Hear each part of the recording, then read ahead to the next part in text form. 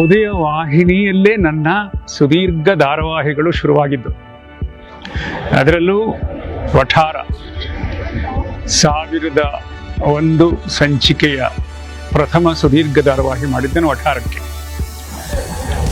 ಪ್ರತಿಬಿಂಬ, ವಠಾರ, ಪುಣ್ಯ, ಕಾವೇರಿ, ಭಾಗ್ಯ, ಬೆಳ್ಳಿ ಚುಕ್ಕಿ, ಹೀಗೆ ಸುಮಾರು 10 ಧಾರಾವಾಹಿಗಳನ್ನು ಬಹುಶಃ ನಾನು ಉದಯಕ್ಕೆ ಮಾಡಿದ್ದೆ.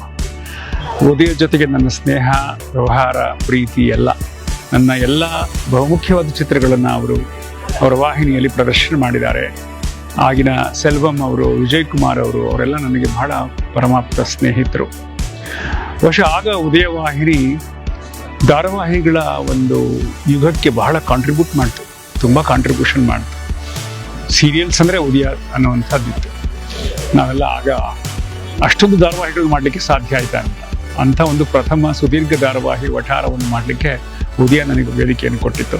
ಅದಕ್ಕಾಗಿ ಅಂದಿನ, ಎಂದಿನ, ಎಂದಿನ ಉದಯ ವಾಹಿನಿಗೆ ನಾನು ತುಂಬ ತುಂಬ ಕೃತಜ್ಞನಾಗಿರ್ತೇನೆ.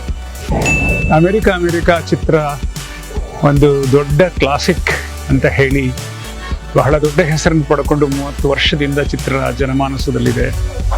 ದೊಡ್ಡ ಮೌಂಟ್ ಎವರೆಸ್ಟ್ ಥರ ಇದೆ, ಅದನ್ನು ದಾಟೋದು ಬಹಳ ಕಷ್ಟ, ಪರ್ವತಾರೋಹಣ ಕಷ್ಟ. ಆದರೂ ಭಾಗ 2 ಬರ್ತಾ ಇದೆ.